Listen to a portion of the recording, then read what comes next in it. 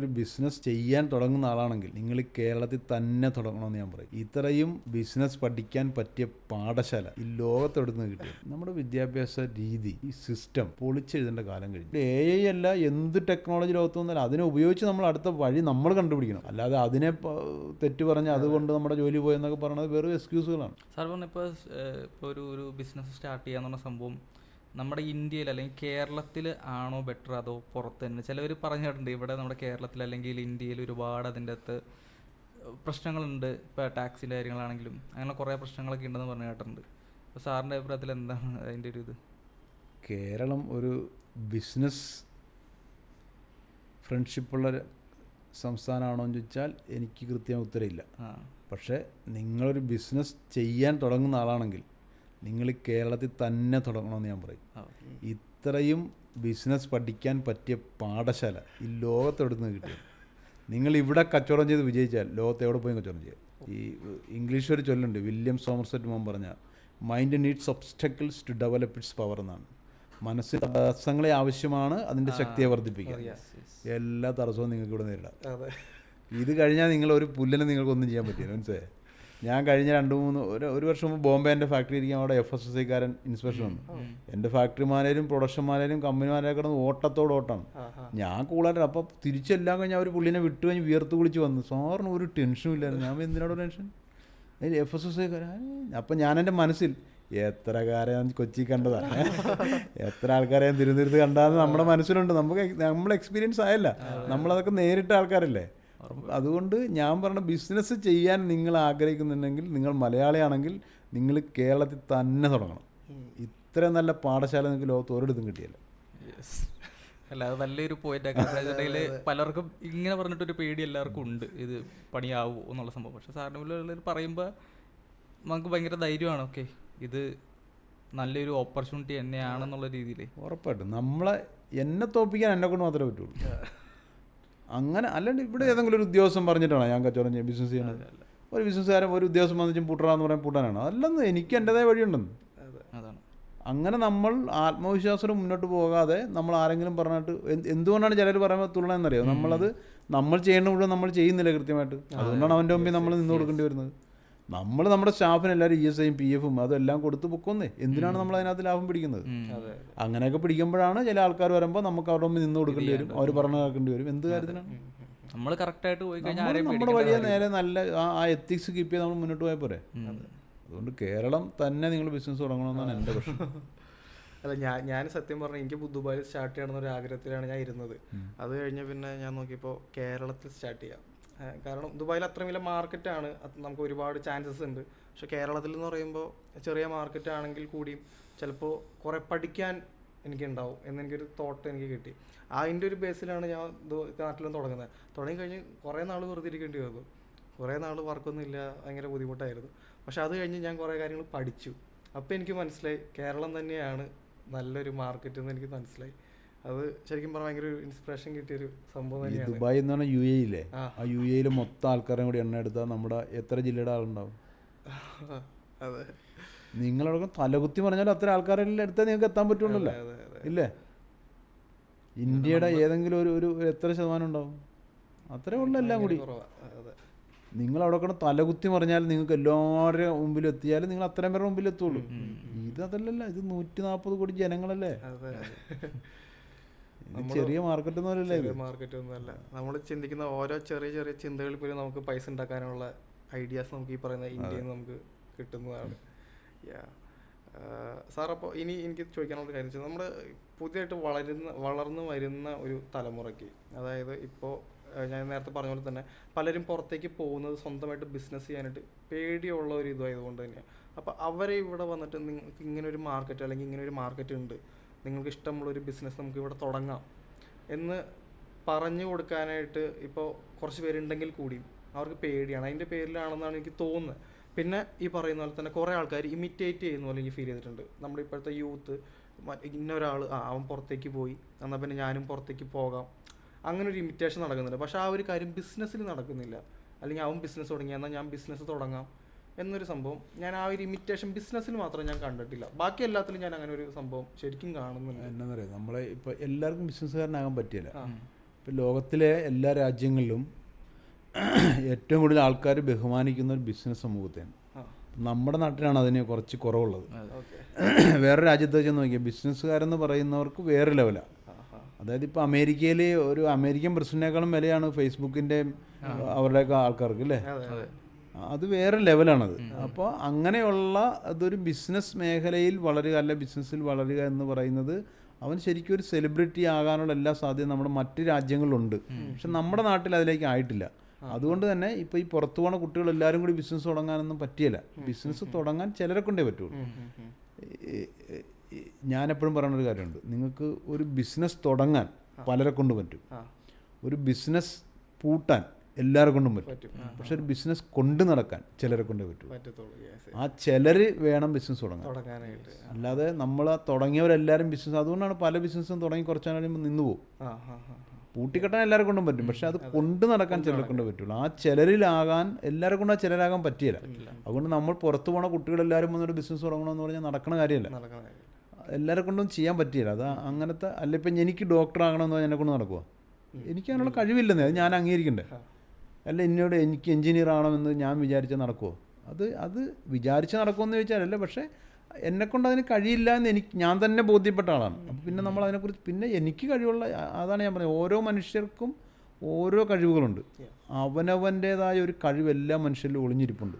അത് നമ്മൾ കണ്ടെത്തുക എന്നാണ് നമ്മുടെ ഏറ്റവും വലിയ വിജയം. അത് ഞാൻ എത്രയും നേരത്തെ എന്നെ കണ്ടെത്തിയോ അവിടുന്നാണ് ഞാൻ തുടങ്ങുന്നത്. അല്ലാണ്ട് ഒരാളെ കണ്ടിട്ടോ അല്ല ആരെയും ചെയ്യുന്ന കണ്ടിട്ടോ ഒരു പരിപാടിക്ക് ഇറങ്ങരുതെന്ന് ഞാൻ പറഞ്ഞത് അതുകൊണ്ടാണ്. സാർ, അപ്പോൾ അതുപോലെ തന്നെ നമ്മുടെ ഇന്ത്യയിൽ ഇപ്പോഴത്തെ ഒരു എഡ്യൂക്കേഷൻ സിസ്റ്റം എല്ലാവരും ഇപ്പോൾ ചോദ്യം ചെയ്യുന്നൊരു സംഭവമാണ് അവിടെ നമ്മുടെ ഇന്ത്യയിൽ അല്ലെങ്കിൽ കേരളത്തിലെ എഡ്യൂക്കേഷൻ സിസ്റ്റം എന്ന് പറയുന്നത്. ഞാനിപ്പോൾ പല രാജ്യങ്ങളിൽ പോയ എൻ്റെ അനുഭവം വെച്ചിട്ടേ നമ്മുടെ വിദ്യാഭ്യാസ രീതി, ഈ സിസ്റ്റം പൊളിച്ചെഴുതേണ്ട കാലം കഴിഞ്ഞു. ഇതായത് എന്നെ പഠിപ്പിച്ച കാലത്ത് ഞാൻ കുറേ തല്ലുകൊണ്ടുണ്ട് സാറന്മാർ. എന്തിനാണെന്നറിയോ? സൈനെ, കോസെ, ടാനെ, ലസാഗു എനിക്കിപ്പോഴും അറിയാൻ പറ്റില്ല എന്തിനാണ് എന്നെ പഠിപ്പിച്ചതെന്ന് അറിയില്ല. ഞാനിതുവരെ അത് ഉപയോഗിച്ചിട്ടുമില്ല, എനിക്കത് ഉപയോഗിക്കേണ്ടി വന്നിട്ടില്ല. പക്ഷേ എൻ്റെ കൂടെ പഠിച്ച ആരൊക്കെയോ ഇപ്പോഴും അതൊക്കെ ഉപയോഗിക്കുന്നവരുണ്ടാവും. അപ്പം നമ്മുടെ വിദ്യാഭ്യാസ മേഖല നമ്മുടെ പഠനത്തിൻ്റെ ഏതോ ഒരു പോയിന്റിൽ വെച്ച് നമ്മൾ വേർതിരിക്കേണ്ടതായിരുന്നു. ഇവനെ പഠിപ്പിക്കേണ്ടത് ലസാഗു അല്ല, ഇവനെ പഠിപ്പിക്കേണ്ടത് ലസാഗു ആണ് എന്ന് നമ്മുടെ വിദ്യാഭ്യാസം ആ സിസ്റ്റം നമ്മളെ കണ്ടെത്തേണ്ടിയിരുന്നു. ആ ഒരു ഉത്തരവാദിത്വം കൂടി ഇപ്പോൾ ആരുടെ തലയിലാണെന്നറിയോ? ഈ വിദ്യാർത്ഥികളുടെ തലയിൽ തന്നെയാണ്. അവൻ എങ്ങോട്ട് തിരിയണമെന്ന തീരുമാനം അവൻ തന്നെ എടുക്കണം. ഇപ്പോൾ അതാണ് നമ്മുടെ ഒരു പ്രശ്നം. മറ്റുള്ളത് അങ്ങനെയല്ല. ഒരു രാജ്യത്തൊക്കെ വേറെ ഒരു 8ാം ക്ലാസ്സൊക്കെ ആകുമ്പോൾ അവൻ്റെ മുമ്പിലേക്ക് കുറേ ഓപ്ഷൻ വരുവാണ്. ആ ഓപ്ഷനിൽ നിന്നാണ് അവൻ കാര്യങ്ങളിലേക്ക് മാറുന്നത്. കൃഷിയെ സ്നേഹിച്ച് കൃഷിക്കാരനായി മാറുന്ന എത്രയോ കുട്ടികൾ വിദേശത്തുണ്ട്. കോടീശ്വരന്മാരെ കൃഷിക്കാരുണ്ട് ഇല്ലേ? അങ്ങനത്തെ ഒരു വേർതിരിവ് കൊടുക്കാൻ നമ്മുടെ സിസ്റ്റം ഇതുവരെ പഠിച്ചിട്ടില്ല. ഇഷ്ടമില്ലാത്ത എന്നെയും പഠിപ്പിക്കുന്നത് അത് തന്നെയാണ്, ഇഷ്ടമുള്ള ഒരാളെയും പഠിപ്പിക്കുന്നത് അത് തന്നെയാണ്. നമ്മുടെ അഭിരുചികൾ എന്തായാലും നമ്മൾ ഒരേ സാധനം പഠിക്കുകയാണ്. കാണാപ്പാടം പഠിച്ച് എഴുതാൻ കഴിവുള്ള ഒരുത്തനുണ്ടെങ്കിൽ നമ്മുടെ ഈ സിസ്റ്റം വിജയിക്കാൻ പറ്റും. ഇപ്പോഴത്തെ വിദ്യാഭ്യാസ മേഖല പരീക്ഷ ജയിക്കാൻ വേണ്ടി മാത്രമുള്ള പഠനങ്ങളാണ് നമ്മൾ ചെയ്യുന്നത്. അതുകൊണ്ട് നമ്മുടെ വിദ്യാഭ്യാസ മേഖല മൊത്തം അടിമുടി പൊളിച്ചെഴുതണം. ഞാനിന്നാളൊരു കോളേജിൽ പോയപ്പോൾ ആ യൂണിവേഴ്സിറ്റിയിൽ MBAയുടെ സിലബസ് കഴിഞ്ഞ 8 വർഷമായിട്ട് പുതുക്കിയിട്ടില്ല. 8 വർഷം മുമ്പുള്ള ഒരു MBA സിലബസ് പഠിക്കണവൻ പുറത്തിറങ്ങിയിട്ട് എന്ത് ചെയ്യാൻ പറ്റുമവന്? അതിനേക്കാൾ അപ്ഡേറ്റഡ് ഇപ്പോൾ 8 വർഷം കൊണ്ട് ഈ ഒന്നുമില്ല, വേറെ ബാക്കി മേഖലയൊക്കെ പോട്ടെ, ഈ കമ്പ്യൂട്ടറിൽ കൂടി എന്തെല്ലാം മാറ്റങ്ങളുണ്ട്, എന്തോരം സാധനങ്ങളുണ്ട്. ഇതൊന്നും അവൻ അറിയുന്നില്ല. അവൻ 8 വർഷം മുമ്പ് ആരോ എഴുതി വെച്ച സാധനം പഠിച്ചും പുറത്തിറങ്ങി അവൻ എന്ത് ചെയ്യാൻ പറ്റുമോ? എന്നിട്ട് അവനെ കുറ്റം വേണ്ട കാര്യമുണ്ടോ? അപ്പം നമ്മുടെ സിസ്റ്റം പൊളിച്ചെഴുതണമെന്നുള്ള കാര്യത്തിൽ യാതൊരു സംശയമില്ല. ഇപ്പോൾ നമ്മുടെ AI വന്നു. AI ഇപ്പോൾ വന്നിട്ട് ഇപ്പോൾ എല്ലാ മേഖലയിലും AI വളർന്നു വന്നുകൊണ്ടിരിക്കുകയാണ്. ഇപ്പോൾ പലർക്കും ജോലി നഷ്ടപ്പെടുന്നുണ്ട്, എല്ലാവർക്കും പേടിയായിക്കൊണ്ടിരിക്കുകയാണ്. ഇനി AI-യുടെ അടുത്തൊരു സ്റ്റെപ്പ് എന്തായിരിക്കും എന്നുള്ള രീതിക്ക്. അപ്പോൾ സാർ ഇപ്പോൾ ഫ്രഷ് ടു ഹോമിന് AI ആയിട്ട് അങ്ങനെ എന്തെങ്കിലും ഒരു ഇത് കാണുന്നുണ്ടോ? ഞങ്ങളുടെ ഒരു പ്രൊഡക്ഷൻ പ്രോസസ്സ് AI വെച്ച് ഞങ്ങളിപ്പോൾ സെറ്റ് ചെയ്തുകൊണ്ടിരിക്കുക. അതായത് പ്രൊക്യൂർമെൻറ്റ് മുതൽ ഒരു കസ്റ്റമറുടെ കയ്യിൽ എത്തുന്നവരെ. അതിനകത്ത് ചില മേഖലകൾ ഒരു AI-യുടെ കാര്യങ്ങൾ ചെയ്തുകൊണ്ടിരിക്കുകയാണ് ടെക്നിക്കൽ ടീം. ഞങ്ങളുടെ ഒരു കോഫൗണ്ടർ ഉണ്ട്, CTO ഞങ്ങളുടെ ജയേഷ്. അത് ഉപയോഗിച്ച് ഒരു സിസ്റ്റം നമ്മൾ ഉണ്ടാക്കിക്കൊണ്ടിരിക്കുക. അപ്പോൾ അത് സാറിന് എങ്ങനെയാണ് കാണുന്നത്? അതിൻ്റെ ആ ഒരു എന്താണ് ഇനി വരുന്ന ഒരു തലമുറയ്ക്ക് നമ്മുടെ ഈ ചോദ്യത്തിലേ AI വരുന്നു തൊഴിൽ പോകും എന്നൊക്കെ പറയുന്നില്ലേ? ഇതല്ലേ പണ്ട് നമ്മൾ കമ്പ്യൂട്ടർ വന്നപ്പോൾ പറഞ്ഞത്. നമ്മൾ ഈ പുരോഗതിയെ എല്ലാത്തിനും നെഗറ്റീവായി എടുക്കുക. കമ്പ്യൂട്ടർ വന്നാൽ പണി പോകുമെന്ന് പറഞ്ഞ് സമരം ചെയ്യുക, AI വന്നാൽ ഇനി എന്ത് ചെയ്യുന്നു അതിനെതിരെ സമരം ചെയ്യുക. ഇതൊന്നും അല്ലെന്ന്, അതിനകത്തുള്ള ചാൻസുകൾ നമ്മൾ ഉപയോഗിക്കുക. അല്ലാതെ നമ്മൾ കമ്പ്യൂട്ടർ വന്ന് സമരം ചെയ്ത ലോകത്ത് കമ്പ്യൂട്ടർ വരികയില്ല. കമ്പ്യൂട്ടർ വന്ന് അവസാനം സമരം ചെയ്തതിന് ഇപ്പോൾ കമ്പ്യൂട്ടർ ഉപയോഗിക്കും അല്ലേ. അപ്പോൾ അതുകൊണ്ട് ഈ നമ്മൾ അങ്ങനത്തെ അതിനെയൊക്കെ തുറന്ന മനസ്സോടെ സ്വീകരിക്കണ്ടേ. ലോകത്തെ മാറ്റങ്ങൾ ഉൾക്കൊള്ളാതെ ഞാൻ പണ്ടത്തെ തന്നെ ചെയ്യുള്ളൂ എന്ന് പറഞ്ഞ് പോകുന്ന അവനൊന്നും രക്ഷപ്പെടാൻ പാടാമെന്നും. നമ്മുടെ നാട്ടിലാണ് ആദ്യമായിട്ട് ഇൻഫോ പാർക്ക് ഉണ്ടായത് അല്ലേ, ടെക്നോ പാർക്ക് ഉണ്ടായത്. നമ്മളെന്നിട്ട് എവിടെ നിൽക്കണം ഇപ്പോൾ? ബാംഗ്ലൂരും ഹൈദരാബാദും ഡൽഹിയൊക്കെ കഴിഞ്ഞ് എത്രയോ സ്ഥാനത്ത് പുറകിലാണ് നമ്മളിപ്പോൾ നിൽക്കുന്നത്.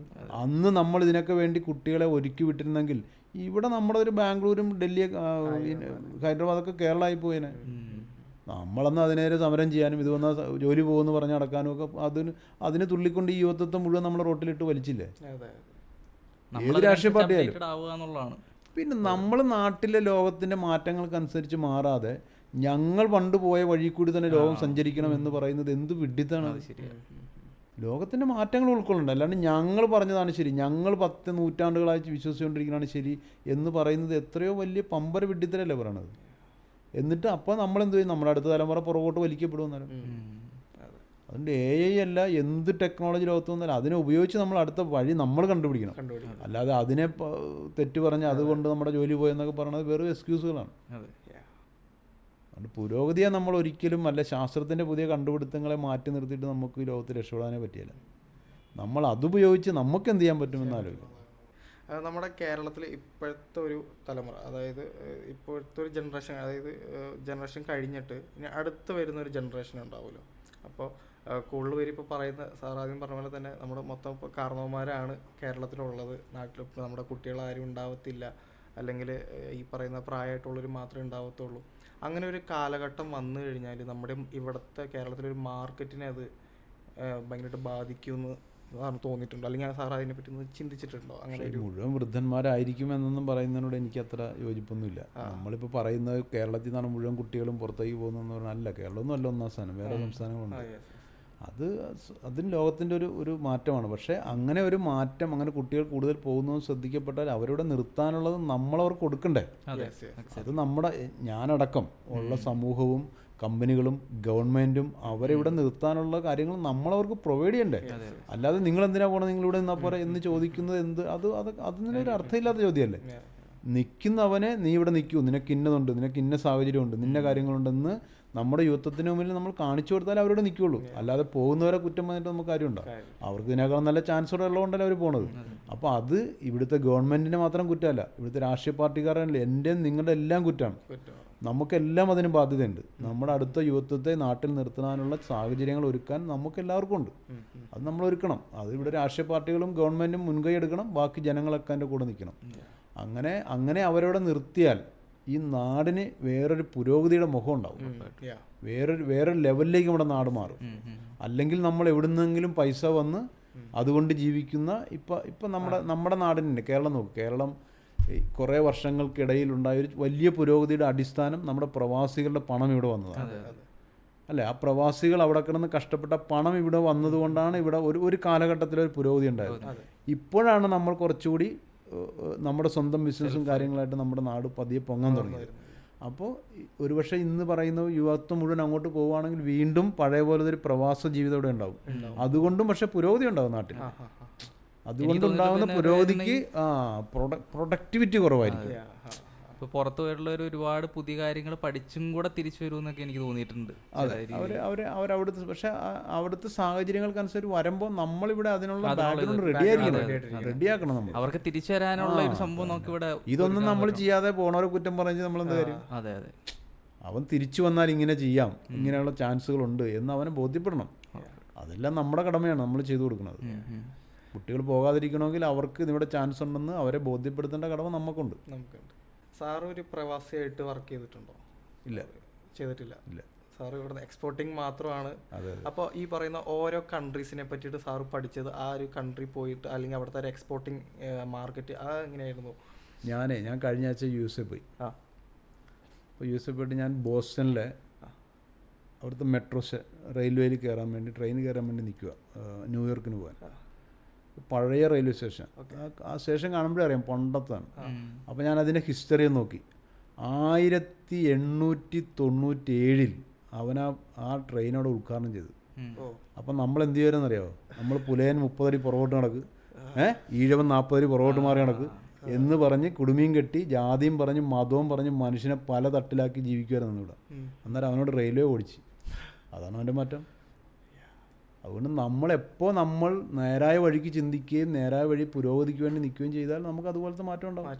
അല്ലാതെ നമ്മൾ അവനെ കണ്ട് അസൂയപ്പെട്ടിരുന്ന കാര്യം. നമ്മളത് ചെയ്തിട്ട് നമ്മളിതൊക്കെ ചെയ്തുകൊണ്ടിരുന്ന കാലത്ത് അവനോട് ട്രെയിൻ ഉണ്ടാക്കി ഓടിച്ചു. മനസ്സിലായി? നമ്മളിവിടെ പുലേനെയും പറയാനെയും ജാതിയും മതവും പറഞ്ഞ് അങ്ങോട്ട് മാറ്റി ഇങ്ങോട്ട് മാറ്റി ഇല്ലേ? ഇതൊക്കെ ചെയ്താണ് നമ്മൾ അന്ന് നമ്മുടെ പ്രധാന ഹോബി അതായിരുന്നു. ജാതിയും മതവും പറഞ്ഞ് മനുഷ്യനെ മാറ്റി നിർത്തുക, അതൊക്കെയായിരുന്നു നമ്മുടെ പ്രധാന ഹോബി അന്ന്. അതെന്തോ വലിയ നേട്ടം പോലെയാണ് അന്ന് കണ്ടിരുന്നത്. ആ സമയത്ത് അവനോട് ട്രെയിൻ ഓടിച്ചവൻ. അപ്പോൾ അവനോട് അതിനനുസരിച്ച് പുരോഗതി ഉണ്ടാവും. അതുകൊണ്ട് ഇനിയെങ്കിലും നമ്മൾ ലോകത്തിൻ്റെ മാറ്റങ്ങൾക്ക് അനുസരിച്ച് അതിനേക്കാൾ മുമ്പേ നമുക്ക് സഞ്ചരിക്കാൻ പറ്റിയാൽ ഉറപ്പായിട്ടും നമുക്ക് വലിയ മാറ്റങ്ങളുണ്ടാവും. അല്ലാതെ സാറിന് ഇങ്ങനെ ഈ പറഞ്ഞ പോലെ ഈ ഫിഷുമായിട്ടുള്ള ഇപ്പം കുടുംബപരമായിട്ട് അങ്ങനെ ഈ ഫിഷ് എന്ന് പറഞ്ഞാൽ ഞാൻ ജനിച്ചു വളർന്ന കൈതപ്പുഴക്കായലിൻ്റെ തീരത്താണ്. അപ്പോൾ കൈതപ്പുഴക്കായലിൻ്റെ തീരത്ത് ജനിച്ചു വളർന്നുകൊണ്ട് എൻ്റെ വീടിൻ്റെ ഒരു ഭാഗം മുഴുവനും മീൻ പിടിക്കാൻ പോയിട്ട് പകൽ വന്ന് കൊണ്ടുവരും. മീൻ രാവിലെ ഒരു കൊണ്ടുവരുമ്പോൾ ചട്ടിയിലും ചരുവത്തിലൊക്കെ ആക്കി പെണ്ണുങ്ങൾ അവിടുത്തെ ചേച്ചിമാർ വിൽക്കാൻ കൊണ്ടുപോകും. അവരായിരുന്നു എൻ്റെ വീടിൻ്റെ ഒരു ഭാഗം മുഴുവൻ. അപ്പോൾ അവരുടെ ജീവിതവും അവരും ഞാനൊക്കെ എന്നും ഇടപഴകി ജീവിക്കുന്ന ആൾക്കാരല്ലേ. അപ്പോൾ അതുകൊണ്ട് തന്നെ മീൻ നമ്മുടെ ഒരു അതിനകത്താണ് നമ്മൾ ഒരു പാർട്ടാണ്. പിന്നെ അമ്മച്ചിയുടെ നല്ല മീൻ കറിയൊക്കെ കൂട്ടി അതിൻ്റെ കൊണ്ടൊരു മീൻ നമ്മുടെ ഭാഷയാണ്. അതിനകത്ത് ഒരു സംശയമില്ല. സാറിന് ഏറ്റവും ഇഷ്ടപ്പെട്ട ഫിഷ് എന്താണ്? കഴിക്കാനായിട്ട് എപ്പോഴും ആഗ്രഹിക്കുന്നത്? ഞാനിപ്പോൾ ഉച്ചയ്ക്ക് അതാ കഴിച്ചത്. ഞാൻ കൈതപ്പുഴക്കായലായതുകൊണ്ട് തന്നെ ഞാനൊരു കായൽ മീൻ ഇഷ്ടപ്പെടുന്ന ആളാണ്. അത് പക്ഷേ അതിൻ്റെ കായൽ നിങ്ങളോട് പറഞ്ഞാൽ മനസ്സിലാവും. നമ്മുടെ മാന്തലില്ലേ നീളത്തിലുള്ള, അതിൻ്റെ ഒരു കായലിൻ്റെ ഫോം ഉണ്ട്. ഞങ്ങളുടെ നാട്ടിൽ എലച്ചിലെന്ന് പറയണം. എലച്ചിൽ ഇച്ചിരി റൗണ്ട് ആയിരിക്കും. ഇന്ന് ഞാനിവിടെ മാന്തല കഴിച്ചത്. മാന്തല നീളത്തിലല്ലേ നീണ്ടല്ലേ ഇരിക്കും. ഇത് ഇച്ചിരി അത് തന്നെ പക്ഷേ ഇച്ചിരി വട്ടത്തിലായിരിക്കും. എലച്ചിലെന്ന് പറയും. അതാണ് എനിക്ക് ഏറ്റവും ഇഷ്ടപ്പെട്ട മീൻ. അതെവിടെ ഉണ്ടല്ലോ ഞങ്ങൾ അടുത്തുള്ള ചിലർക്കൊക്കെ അറിയാം എനിക്കത്. അതുകൊണ്ട് അവരവിടെ കിട്ടിയപ്പോൾ തന്നെ കൊണ്ടുവരും. അപ്പോൾ എന്തായാലും നമുക്ക് നമ്മുടെ പോഡ്കാസ്റ്റിൽ നമുക്ക് മാത്യു സാറിനെ കിട്ടിയതിൽ ഒരുപാട് സന്തോഷമുണ്ട്. അതുപോലെ നല്ലൊരു എപ്പിസോഡായിട്ട് അതും സാറ് തന്നെ ഫസ്റ്റ് നമുക്കൊരു ഗസ്റ്റായിട്ട് നമുക്ക് നല്ലൊരു എപ്പിസോഡ് കിട്ടിയത് നമുക്ക് ഭയങ്കര സന്തോഷമുള്ളൊരു കാര്യമാണ്. സാറ് വന്നതിൽ നമുക്ക് ഒരുപാട് സന്തോഷമുണ്ട്. നമുക്ക് ഇത്രയും എന്താ പറയുക, നമ്മുടെ ഇനിയുള്ള തലമുറയ്ക്കാണെങ്കിലും ഇനി ഇപ്പോൾ പോകുന്നവർക്കാണെങ്കിലും ഒരുപാട് ഇൻസ്പിറേഷൻ ആവുന്ന ഒരുപാട് കാര്യങ്ങൾ സാറ് നമുക്ക് പറഞ്ഞു തന്നു. അപ്പോൾ എനിക്കും സന്തോഷം ഇങ്ങനൊരു അവസരം തന്നതിന്. നിങ്ങൾക്ക് എല്ലാവിധ വിജയങ്ങൾ ആശംസിക്കുന്നു. നിങ്ങൾ കാണുന്നതിനും അപ്പുറത്ത് ഇവിടെ ഒത്തിരി മേഖലകളിൽ ചാൻസുകളുണ്ട് കേട്ടോ. അതുകൊണ്ട് നിങ്ങൾ അങ്ങനെയൊന്നും ഒരു വിധത്തിലും ഏതെങ്കിലും പരാജയം കാണുമ്പോൾ നമ്മൾ ഇട്ടിട്ട് പോകാനോ നിർത്തിപ്പോകാനോ നോക്കരുത്. സാറിനെ പോലുള്ള ആൾക്കാരോട് സംസാരിക്കുവാണ്. സാറ് നമ്മളെക്കാൾ എത്ര സീനിയർ ആയിട്ടുള്ള ആളായിട്ട് കൂടിയും നമ്മളെക്കാൾ ചെറുപ്പം ഉള്ള ഒരാളുടെ പാഷനേറ്റ് ആയിട്ടുള്ള രീതിയിലുള്ള സംസാരം ഭയങ്കര ചാൻസുകളാണ്. ചെറിയ ചാൻസ് ഒന്നുമല്ല, വലിയ വലിയ ചാൻസുകൾ. അല്ല, നമുക്ക് ഇപ്പൊ കിട്ടുന്ന ചാൻസുകളെക്കാളും സാറിനുള്ള സമയത്ത് ഇത്രയും കുറവായിരുന്നു. നമുക്ക് അത്രയും കൂടുതലുണ്ടാകും. ഒരുപാട് കുറവെന്ന് പറഞ്ഞാൽ അന്ന് വേറെ എന്ത് ചാൻസ് ഒന്നും ഇല്ലല്ലോ. അതെ അതെ അതെ അതെ. അപ്പൊ ആ സമയത്ത് നമ്മൾ ഒരിക്കലും തളർന്നു പോകാൻ പാടില്ല. എന്ത് തന്നെയാണ് സംഭവം. Thank you very much.